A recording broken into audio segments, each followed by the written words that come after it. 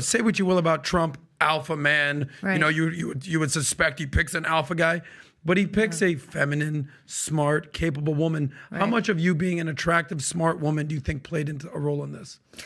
To him or in the public? Because I can tell you it's been a double-edged sword. Yeah, both. It's been something I have had to deal with in the positive and in the negative. I don't think I would be on TV or sitting here if I didn't look the way I look. I think I caught attention. I'm very honest about that, and I don't mind. I'm not a feminist, okay? I believe in strong women, but I want my door opened. I am very much an old school, my parents are Middle Eastern, old school woman. When I'm at home, I cook, I have a husband, I respect, I know how to turn it off. Trump attorney Alina Habba is just being honest about how she thinks her appearance has helped her with her legal career, representing Donald Trump in a few of his 4 criminal cases that include 91 felony counts. I guess people are more willing to listen to you snarl on TV if they like looking at you. But how does that translate into legal wins? So I'll tell you something. Somebody said to me, Alina, would you rather be smart or pretty? And I said, oh, easy, pretty. I can fake being smart. But, I meet him all the time, Alina. That's the honest truth. And it's going to make me, I'm sure there'll be some Washington Post article about it tomorrow, Daily Beast, my favorite. But listen, you have to be honest. It doesn't hurt to be good looking in this world, in the PR world, on TV. It doesn't hurt.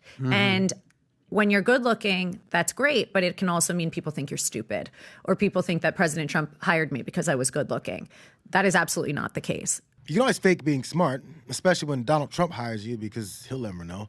But when you're always on TV confidently saying anything you want about some very important cases, some people will see through the fake intelligence. People like Kavanaugh, who the president fought for, who the president went through hell to get into place. He'll step up. Those people will step up, not because they're pro-Trump, but because they're pro-law, because they're pro-fairness. And the law on this is very clear.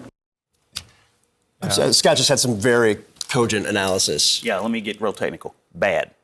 You can't go on TV as a lawyer defending somebody and say, well, Brett Kavanaugh, he's going to vote for Trump because it's, he likes Donald Trump. Is the right. Terrible idea.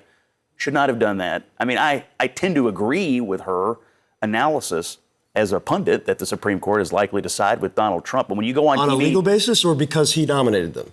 On a legal basis. And I don't think the Supreme Court is going to want to be responsible for throwing a presidential candidate off the ballot in all 50 states. But when you go on TV and start to give political reasons why justices should vote for you or not, they shouldn't. That is a terrible idea. She might want to think about taking Scott Jennings' advice because she seems to regularly celebrate the Supreme Court simply for being MAGA-ized, not realizing that the court doesn't belong to Donald Trump. But when dictatorial mindsets are the norm, they can't see it any other way. What's your reaction to Sheldon Happy New Whitehouse Year. referring to this Supreme Court as a MAGA-ized court? It's the narrative they love to do to scare you, right? To make you think that the Constitution actually isn't correct on this one, that it's just in fact that we have a Supreme Court that is MAGA-ized. I've never heard them use a phrase that is all positive. Make America great again. It's not destroy America. It's not corrupt our children, open our borders. It's make America great again. And they use it to scare these incredibly radical left people and to make them believe that the Supreme Court, the highest court in this country, would be as radical and ridiculous as some of the corrupt Soros-backed AGs and DAs that I've seen in court against Donald Trump. Trump's decision to have Habba at the forefront of a few of his cases might have a little more to do with her attack style rather than her legal acumen.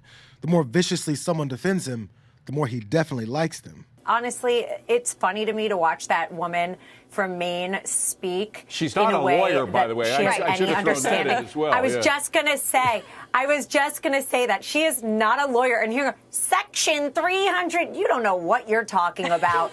You know what you've done? You've made your team look like a fool, just like Colorado, the Bud Light of all states. And now we've got to see this go through again, and we're going to defeat it like we always do. If anything, thank you very much. You probably flipped some left-wingers from Maine to the Republican Party.